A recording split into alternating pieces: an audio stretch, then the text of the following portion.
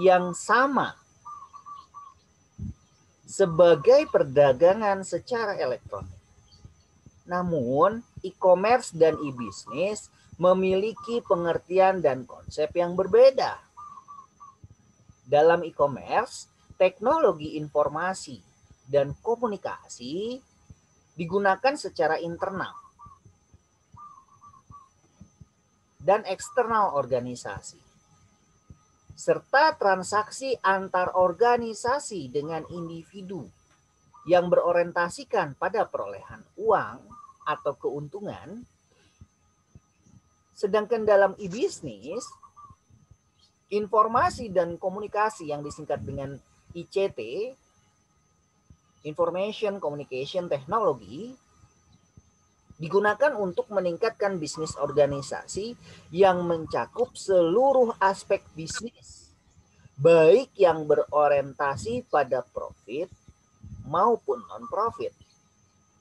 Definisi yang lebih komprehensif dari e-bisnis adalah transformasi proses dalam organisasi untuk memberikan nilai tambah kepada pelanggan melalui penerapan teknologi informasi.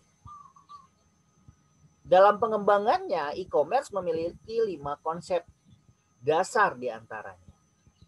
Yang pertama, otomitasi atau automation. Proses automation yang menggantikan proses manual atau konsep enterprise resource planning. Ini dalam e-commerce. Yang kedua, keterhubungan atau integration. Proses yang terintegrasi yang akan meningkatkan efisiensi dan efektivitas proses. Just in time. Yang ketiga, publishing atau publikasi. Memberikan jasa promosi dan komunikasi atas produk dan jasa yang dipasarkan. Konsep elektronik cataloging. Ini masuknya ke dalam e-commerce. Kalau dalam e-bisnis berbeda. Kalau bisnis, transformasi proses dalam organisasi memberikan nilai tambah kepada pelanggan melalui penerapan teknologi informasi. Kalau e-commerce bukan nilai tambah, kita yang membuatnya semua. Automation, otomisasi, integration, integrasi, publishing, publikasi. Kemudian yang keempat, interaction atau interaksi. Pertukaran data atau informasi antara berbagai pihak yang meminimalkan human error. Konsep electronic data interchange. Jadi ada 5. Yang terakhir dalam e-commerce, transaction atau transaksi. Kesepakatan antara dua pihak untuk melakukan transaksi melibatkan institusi lain sebagai pihak yang menangani pembayaran atau konsep electronic payment. Melalui e-banking yang kemarin saya bahas, internet banking melalui pembayaran. Jadi 5 konsepnya: automation, integration, publishing, interaction, transaction. Otomisasi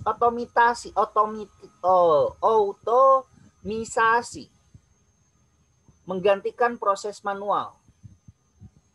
Jadi semua serba otomatis di situ. Kalau dulunya kita belanja membawa keranjang sampai ke supermarket, anggaplah begini. Kalian datang ke supermarket. Ketika pertama kali datang ke supermarket, kalian akan membawa keranjang atau basket. Kalian dorong. Lalu kalian akan mengambil setiap barang-barangnya manual, satu persatu. Konsep e-commerce merubah itu semua.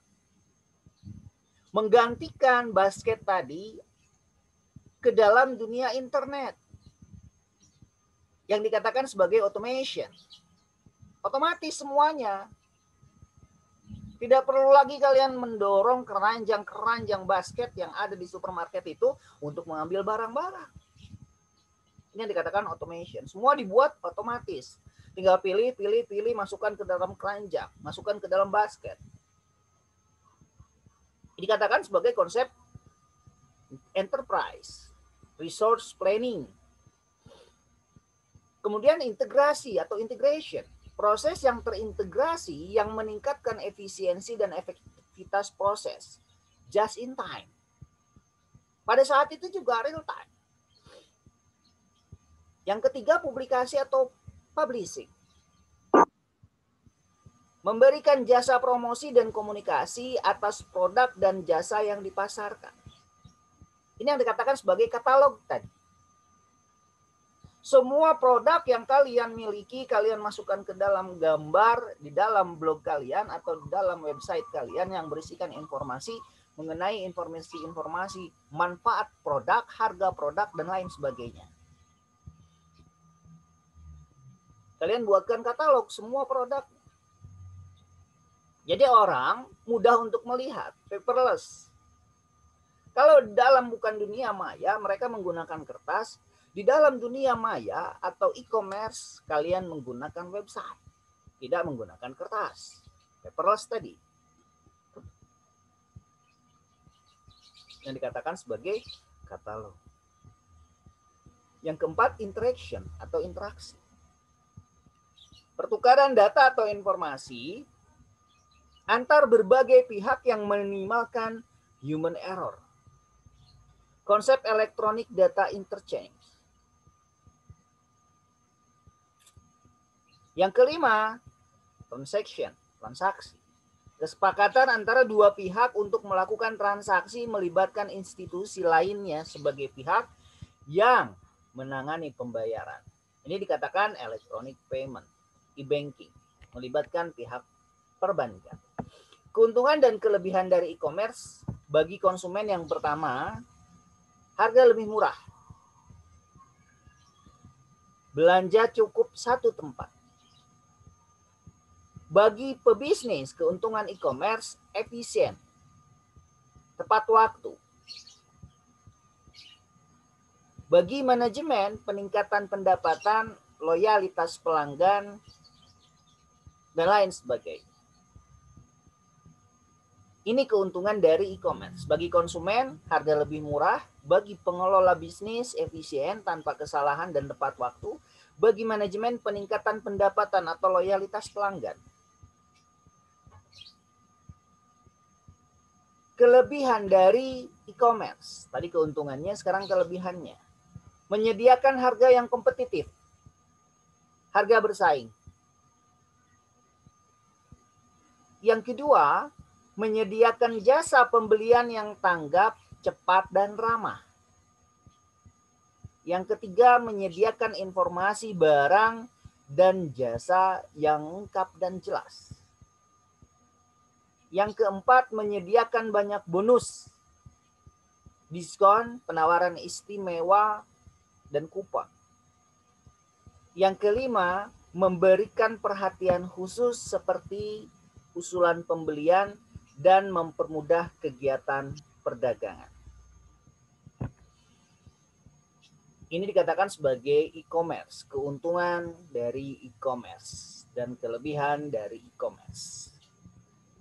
Pemasaran dalam internet atau internet marketing, segala sesuatu usaha yang dilakukan untuk melakukan pemasaran, suatu produk, barang, atau jasa melalui penggunaan media internet banyak memberikan manfaat. Salah satunya biaya yang lebih rendah dan memiliki kemampuan lebih besar untuk mendistribusikan informasi dan ke media ke khalayak ramai. Pemasaran online bukan hanya menjual produk, tetapi terdiri dari berbagai aspek dalam memasarkan sebuah bisnis. Di antaranya promosi, branding, menjual produk layanan, dan lain-lain. Tujuannya tidak lain adalah untuk meningkatkan brand awareness, kesadaran akan branding merek. Ini sering saya singgung dalam pertemuan-pertemuan minggu yang lalu. Dan yang lain, ya tentu saja dengan tujuan profit atau keuntungan. Untuk lebih memudahkannya, internet marketing itu dibagi dalam dua kelompok. Yakni sebagai cara promosi online dan cara untuk menghasilkan uang.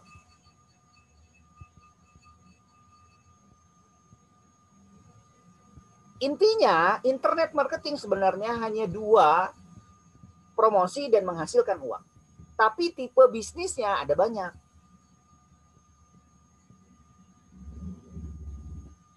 Jadi ada beberapa tipe untuk tipe bisnis dalam internet marketing. Apa saja tipe-tipe bisnisnya? Saya kutip dalam salah satu buku internet marketing yang dalam bukunya dia mengatakan ada pay per click atau PPC. Internet marketing untuk menghasilkan uang secara online ada beberapa program untuk mendapatkan penghasilan dari internet. Yang pertama program pay per click. Program yang satu ini termasuk salah satu kategori bisnis online yang banyak diikuti oleh pemilik website atau blog di Indonesia.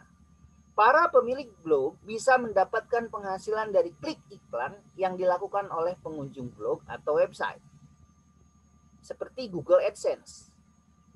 Yang kedua, pay per sale. Dengan program ini, publisher akan mendapatkan uang bila seseorang membeli barang dari link afiliasi yang mereka punya. Besarnya tergantung presentasi yang ditentukan oleh pemilik produk. Contohnya Amazon.com. Bagi hasil, afiliasi. Yang ketiga, pay per lead. Di mana publisher akan dibayar jika seorang mendaftarkan email mereka melalui link afiliasi yang mereka punya. Contohnya, Max Bounty. Yang keempat, pelelangan online atau online auction. Di mana kita bisa mendapatkan penghasilan dengan melelang barang atau melelang barang orang lain sebagai calo, di mana keuntungannya bisa jauh lebih besar karena berhak membeli barang-barang dengan harga yang rendah. Dan kita pun berhak untuk menawar barang-barang orang lain dengan harga yang rendah pula.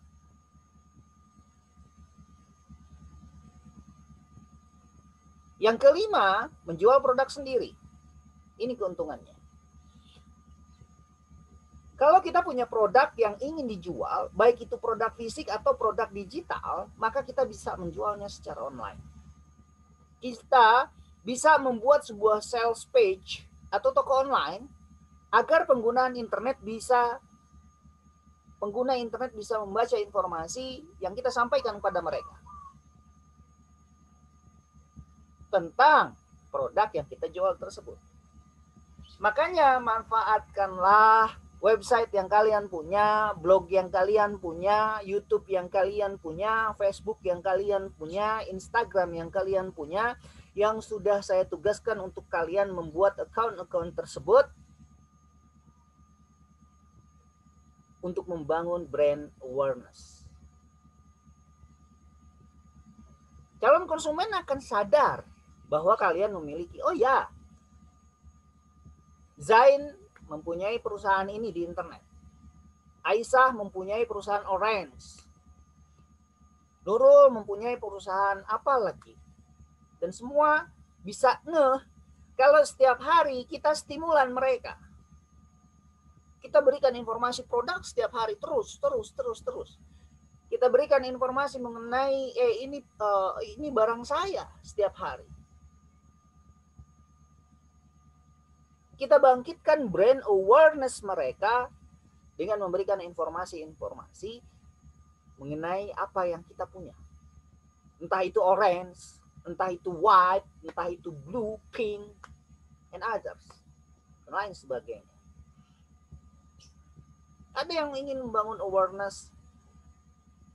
Coba kalian lihat, tapi ini tidak berkaitan dengan e-commerce, tapi berkaitan dengan pemasarannya. Mereka membangun baligo di pinggir jalan, papan iklan ini kami sita, tapi di atasnya Tokopedia. Coba ke Bandung, Tokopedia kecil, selebihnya warnanya kuning, dan tulisan di tengahnya hanya dituliskan papan reklame ini kami sita. Tentu orang yang melihat akan penasaran, apa ini? Kenapa papan reklame ini hanya diberikan warna cat kuning dan dituliskan papan reklame ini kami sita, silakan hubungi nomor berikut. Di bawahnya dituliskan Tokopedia kecil, tapi terlihat. Saya langsung promosi ternyata. Saya pikir berkaitan dengan kasus hukum, penyitaan papan reklame atau tidak. Internet marketing adalah cara untuk kita melakukan promosi online. Bagaimana supaya brand awareness ini muncul dari calon konsumen? Selain kalian mengeluarkannya di media sosial yang sudah saya sebutkan tadi, kalian bisa langsung personal. Kirimkan WhatsApp, kirimkan email ke account pribadi mereka. Person by person.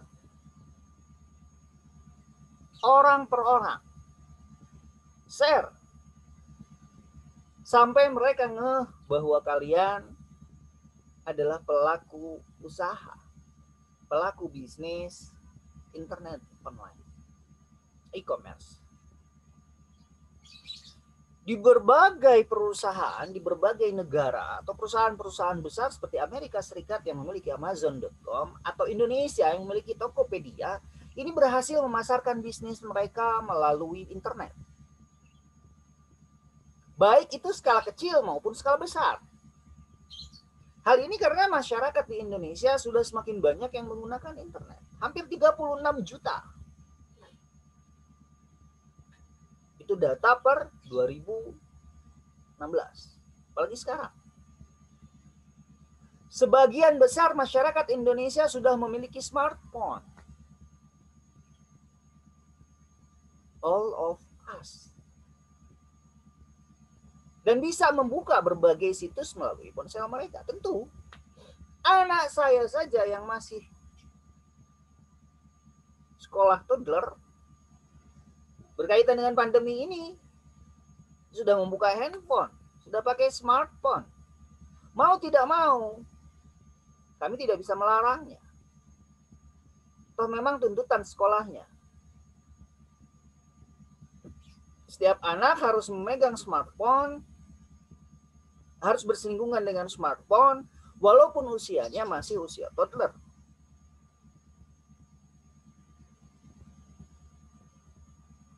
Jadi pemasaran di internet bisa kita katakan efektif. Banyak penelitian-penelitian yang dilakukan di universitas-universitas besar, di Bandung khususnya, Universitas Padjadjaran, meneliti bagaimana Instagram efektif untuk memasarkan produk yang kita punya.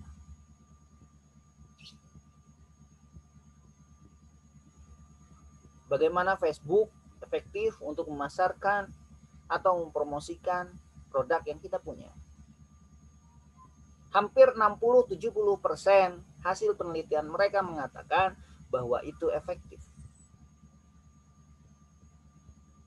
60% dari 100% mengatakan bahwa pemasaran di Instagram efektif.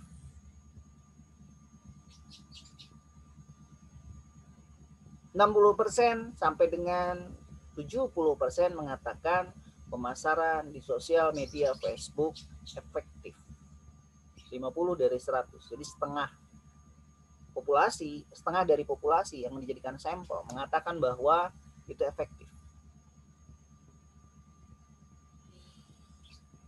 Internet marketing untuk promosi secara online, memasang iklan pay per click ads di media promosi di mana pengiklan bisa memegang link website perusahaan mereka di jaringan publisher dari perusahaan penyelenggara. Pengiklan membayar hanya jika terjadi klik pada iklan mereka. Email marketing, cara promosi dengan mengirimkan pesan promosi ke email orang lain. Yang harus diperhatikan adalah jangan mengirimkan email secara sembarangan, karena bisa dianggap melakukan spam. Search engine optimization adalah teknik khusus untuk mempromosikan sebuah website. Dengan langkah tertentu kita bisa mengoptimalisasikan posisi website di mesin pencari sehingga website tersebut masuk ke halaman utama pencarian Google atau mesin pencari. Upload saja. Banyak buat hashtag. The orange lagi kalau saya ingat Aisyah. Atau the white lagi. Upload itu di Google supaya mereka ngeh di alamat website kalian. Sosial media, pemasaran bisnis melalui situs media sosial seperti Facebook, Twitter, Google, YouTube, dan lain sebagainya, ini membuat opini publik, bisa menggiring opini publik, walaupun untuk lingkungan kalian sendiri. Misalnya yang menjadi teman di dalam sosial media kalian bisa membentuk brand image yang baik untuk mereka. Awal mula langkah mudah membangun brand image supaya lebih murah, ya cukup di sosial media itu saja. Tapi kalau misalnya perusahaan kalian ingin dibangun sebagai perusahaan yang profesional, bukan hanya di sosial media, tapi kalian bisa bangun dengan menggunakan katalog, dan juga kalian bisa datang ke perusahaan iklan advertising untuk papan iklan di luar sana, kalian pasangkan seperti Tokopedia misalnya. Besar iklannya, biasanya orang akan semakin mempercayai, oh iya perusahaan ini memang ada, kan gitu. Sebagian besar penjual e-commerce membentuk situs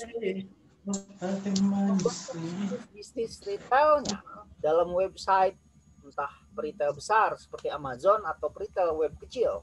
Untuk barang-barang khusus memiliki fokus untuk mengembangkan atau mengoperasikan dan mengelola mereka agar dapat menjadi tujuan utama. Bagi para pelanggan yang akan berulang memilih masuk ke situs mereka, membeli produk dan jasa. Jadi situs web store harus dapat menunjukkan berbagai faktor utama untuk keberhasilan e-commerce. Stimulannya apa saja? Yang pertama, produknya harus jelas. Harganya,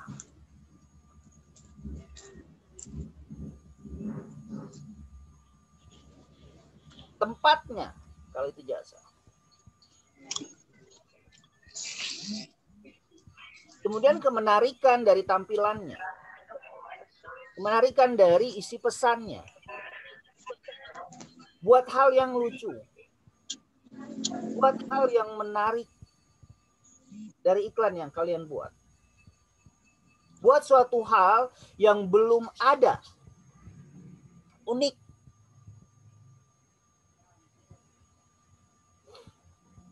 Asal tidak menyangkut SARA, tidak melanggar hukum, biarkan saja.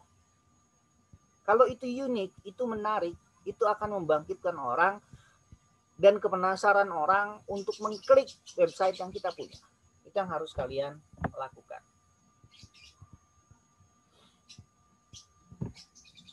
Setelah kita membangun situs website, web tersebut harus kita kembangkan. Bagaimana agar cara menarik pengunjung masuk ke website kita dan menjadi pelanggan web yang loyal? Kita bisa mendaftarkan situs web kita ke mesin pencari web dan direktori utama untuk membantu para peselancar untuk menemukan situs yang kita buat. agar memudahkan mereka. Jadi intinya website yang kita punya harus ditampilkan semenarik mungkin, seramah mungkin. Ramah itu artinya mudah untuk dipergunakan, menarik tampilannya, tidak kaku, efisien. Hal itu berarti harus memiliki berbagai fitur e-commerce secara dinamis, mengubah dan memperbaharui katalog multimedia. Jadi kita harus mengganti tampilan dari website kita setiap hari. Menggantinya itu dengan mengupload produk-produk yang kita miliki setiap hari di mesin pencari katalog yang cepat. Diintegrasikan dengan web, promo, dan pembayaran pengiriman, serta rekening. Jadi semua harus tercakup dalam web itu.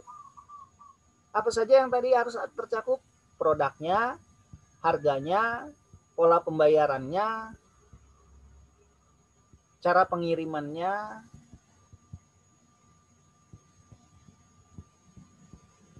juga konfirmasi email.